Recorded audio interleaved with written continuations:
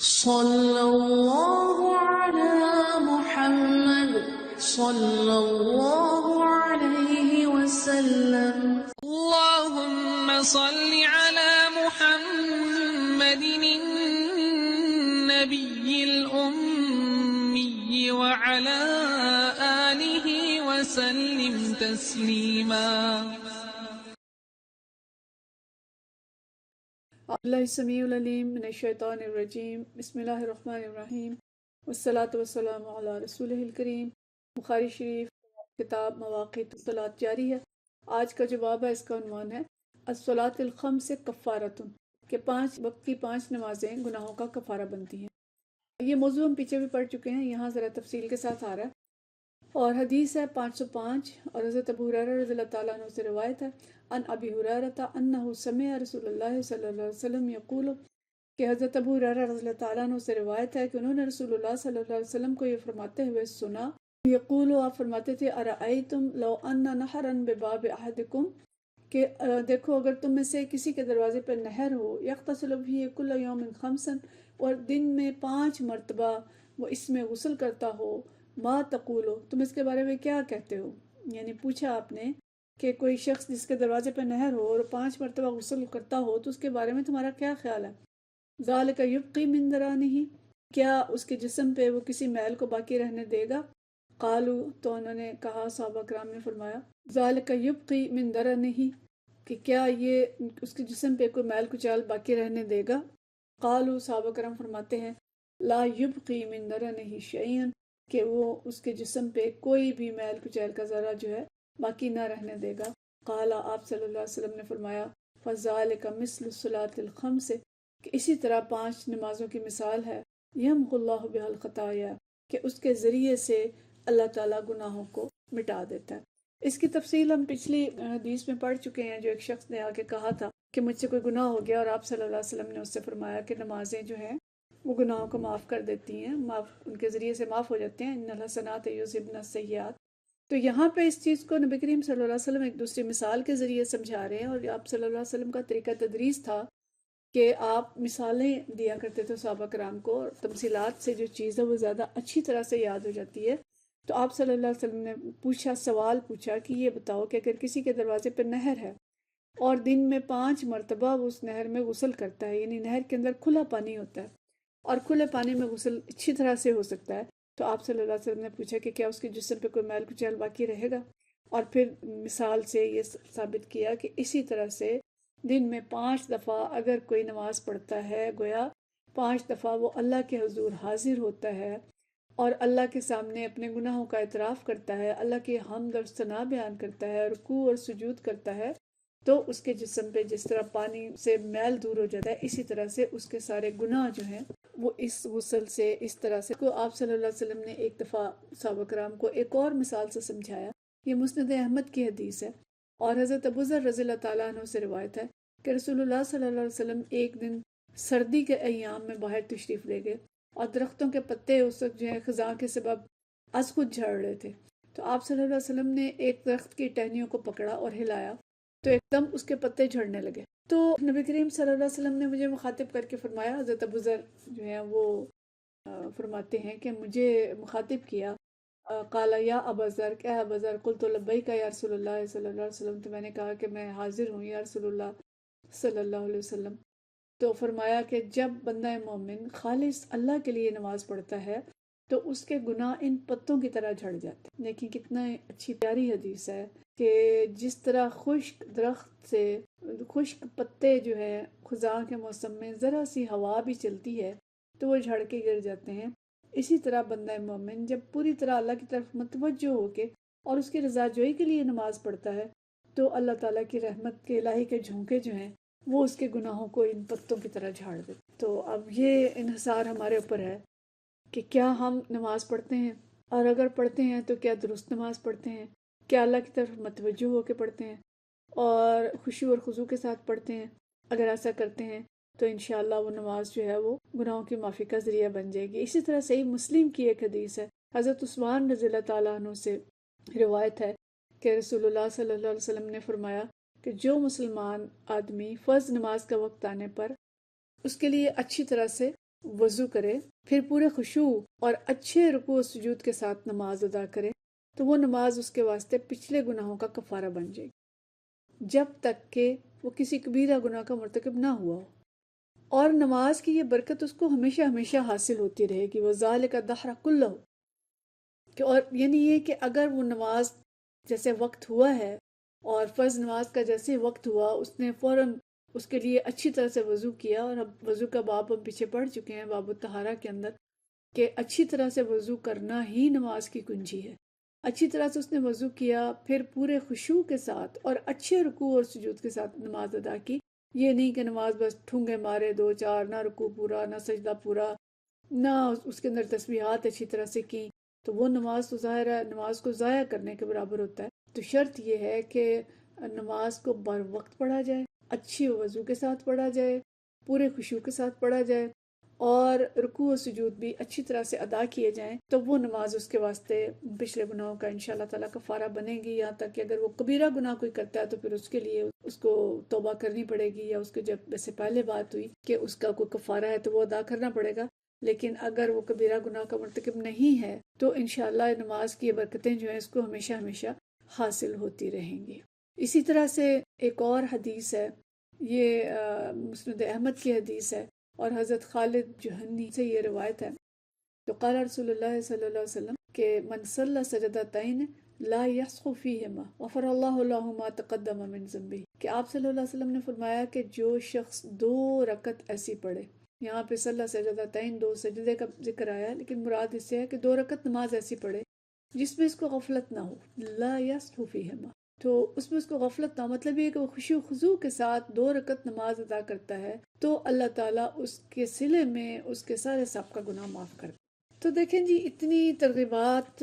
رسول اللہ صلی اللہ علیہ وسلم نے دی ہیں نماز کو اچھی طرح سے پڑھنے پہ، نماز کی طرف متوجہ ہونے کے لیے، نماز بر وقت ادا کرنے پہ،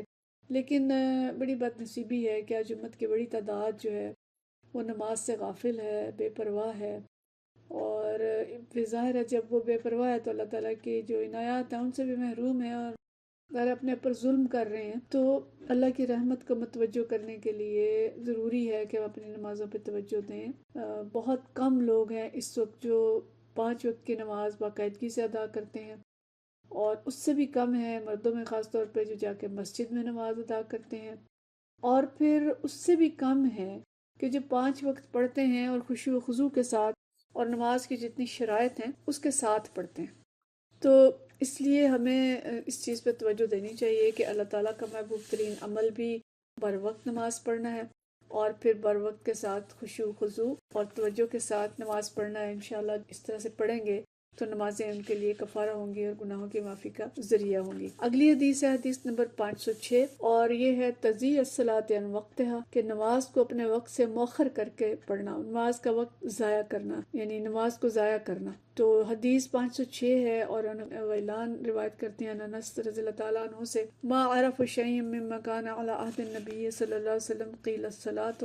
حضرت انس یہ فرماتے ہیں کہ ما عرف شیء مما کان علی عہد النبی صلی اللہ علیہ وسلم، کہ میں اب کسی چیز کو بھی اس حالت پر نہیں پاتا جو نبی کریم صلی اللہ علیہ وسلم کے زمانے میں تھی۔ تو ان سے کہا گیا قیل الصلاۃ، انہوں نے کہا نماز تو ہے، نماز تو لوگ پڑھتے ہیں، تو انہوں نے کہا قال الیس ضیعتم ما ضیعتم فیہا، کہ کیا ایسا نہیں ہے کہ اس میں سے بھی تم نے یہ چیزیں ضائع کر دی ہیں، نماز میں سے بھی تم نے بہت سی چیزیں جو ہیں وہ ضائع کر دی ہیں۔ ظاہر ہے وہ کیا چیزیں ہیں ہمیں اچھی طرح سے معلوم ہے کہ نماز کو وقت پہ نہیں پڑھتے، اور پڑھتے ہیں تو آخری وقت میں پڑھتے ہیں، اور نماز جو ہے اس کے رکوع سجود ٹھیک نہیں ہے، نماز کے اندر خشوع نہیں ہے، بہت سی چیزیں ہیں۔ آج کل تو دیکھا جائے تو عورتوں کا خاص طور پہ نماز میں ستر ہی پورا نہیں ہے، اس کے لباس ہی ایسا نہیں ہوتا کہ جن سے نماز جو ہے وہ صحیح طرح سے ادا ہو جائے۔ اسی عنوان سے حدیث نمبر 507 ہے،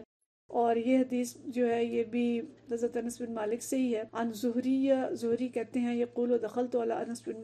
مالک بن دمشق، زہری کہتے ہیں میں دمشق میں گیا، حضرت انس رضی اللہ تعالیٰ عنہ کی خدمت میں حاضر ہوا، تو کیا دیکھتا ہوں وہو یبکی، وہ رو رہے ہیں، فقلت، تو میں نے پوچھا ما یبکی کا، آپ کو کیا چیز رلا رہی ہے؟ قال لا اعرف شیئا مما ادرکت، کہ میں دیکھ رہا ہوں کہ کوئی چیز بھی اس حالت پر نہیں ہے جس پر وہ رسول اللہ صلی اللہ علیہ وسلم کے زمانے میں تھی۔ الا هذه الصلاۃ، سوائے اس نماز کے کہ اب نماز باقی رہ گئی ہے، وهذه الصلاۃ قد ضيعت، اور یہ نماز بھی ہے جس کو لوگوں نے ضائع کر دی ہے۔ وقال بکر، اور بکر کہتے ہیں حدثنا محمد بن بکر البرسانی اخبرنا عثمان بن رواد نحوہ، کہ محمد بن بکر برسانی نے بیان کیا کہ ہم سے عثمان بن ابی رواد نے بھی اسی طرح روایت بیان کی تھی، یعنی ایک اور روایت، اس کا جو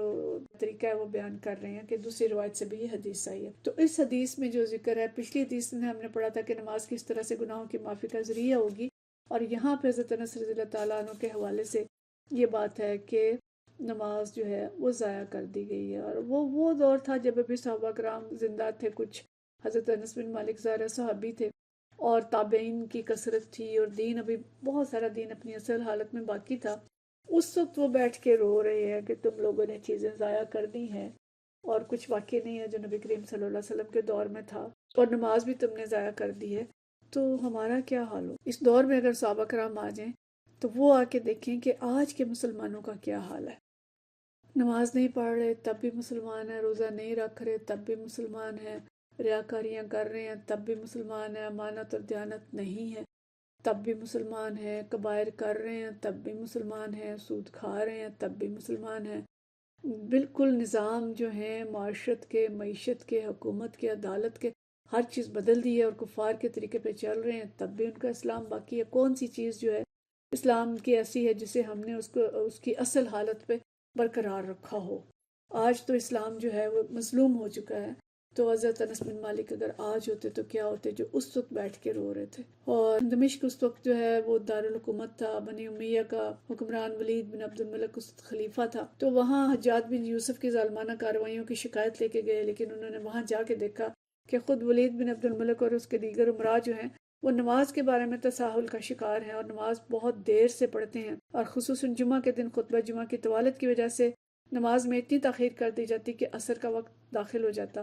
تو یہ دیکھ کے حضرت انس رضی اللہ تعالیٰ عنہ روتے تھے کہ افسوس، ایک نماز رہ گئی تھی، تم نے اس کو بھی ضائع کر دیا۔ اب نماز کا ضائع کرنا، اس کے اندر کیا کچھ شامل ہے، اس پہ بھی ہمیں غور کرنا چاہیے کہ نماز کا ضائع کرنا کیا ہے۔ تو یہ آیات بھی آئی ہیں قرآن کے اندر، سورہ مریم کے اندر اللہ تعالیٰ فرماتے ہیں فَخَلَفَ مِن بَعْدِهِمْ خَلْفٌ أَضَاعُوا الصَّلَاةَ وَاتَّبَعُوا الشَّهَوَاتِ فَسَوْفَ يَلْقَوْنَ غَيًّا، کہ انبیاء علیہ السلام کا یہاں پہ ذکر آیا ہے، اور ذکر خیر کے بعد اللہ نے فرمایا کہ ان کے بعد ایسے ناخلف آئے کہ جنہوں نے نمازوں کو ضائع کر دیا اور خواہش نفس کے پیچھے ہو لیے، اور وہ بہت جلد جہنم میں داخل ہوں گے۔ تو ابن جریر یہ فرماتے ہیں کہ اس آیت میں نماز ضائع کرنے کا مطلب نمازوں کے مقررہ اوقات کا خیال نہ رکھ، کہ نماز کے ضائع کرنے کی ایک صورت جو ہے وہ یہ ہے کہ نماز کا جو مقرر وقت ہے اس پہ اس کو ادا نہ کیا جائے۔ نماز چھوڑنا بھی نماز ضائع کرنا ہے،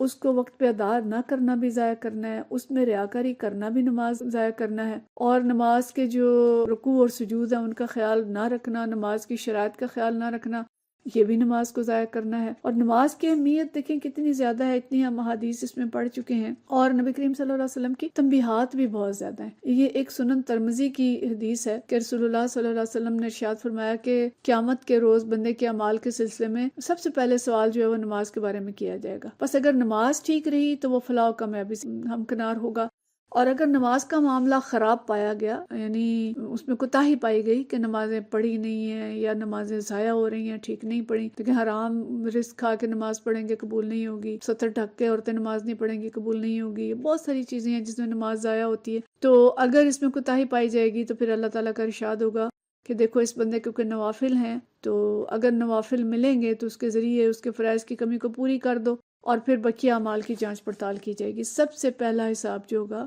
وہ نماز کا ہوگا، اور اسی لیے فرمایا گیا کہ فوائل للمصلین الذین هم عن صلاتهم ساہون، کہ ایسے لوگوں کے لیے خرابی ہے جو اپنی نماز میں سستی کرتے ہیں یا نماز جو ہے دکھاوے کے لیے پڑھتے ہیں۔ تو نماز کو خراب کرنا، دکھاوے کے لیے پڑھنا، سستی کرنا، وقت آ جائے اور کھڑے نہ ہونا، اور کھڑے ہوئے ہیں تو اس کو ٹھیک نہ پڑھنا، اس کے لیے بہت سخت وعید آئی ہے۔ اور ایک اس سے بھی زیادہ سخت حدیث ہے، یہ بھی مسند احمد میں ہے کہ رسول کریم صلی اللہ علیہ وسلم نے فرمایا کہ جو شخص نماز کی حفاظت کرے گا تو روز قیامت وہ نماز اس کے لیے روشنی اور دلیل اور نجات کا سامان ہوگی، یعنی اس کی بخشش انشاءاللہ اس نماز کے ذریعے ہوگی، اور نماز اس کے لیے نور بھی بنے گی، روشنی بھی بنے گی۔ اور جو شخص نماز کی حفاظت نہیں کرے گا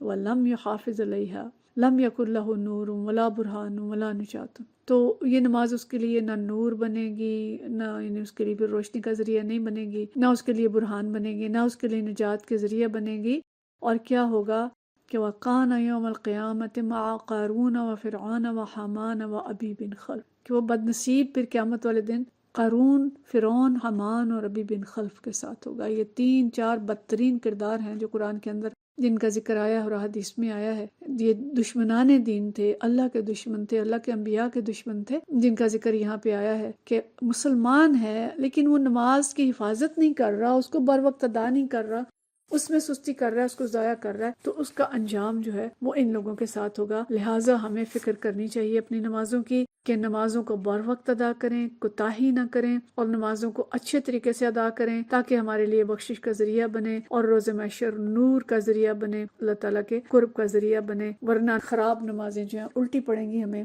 اور ہمیں ان کا نقصان ہوگا۔ وآخر دعوانا ان الحمد للہ رب العالمین۔ صلی اللہ علی محمد صلی اللہ علیہ وسلم۔